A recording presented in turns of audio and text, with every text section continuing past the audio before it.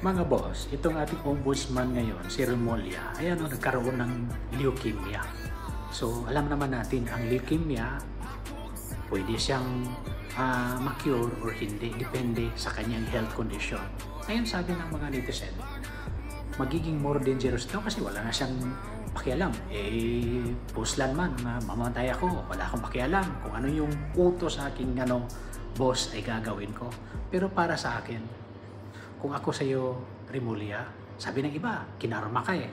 Kung ako sa'yo, humingi ka ng tawad sa Panginoon.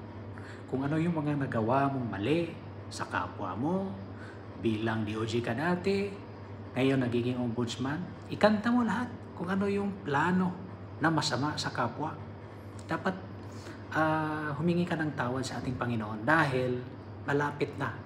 Hindi ko sinasabing malapit ka ng matigok, pero dapat mahingi ka ng tawad.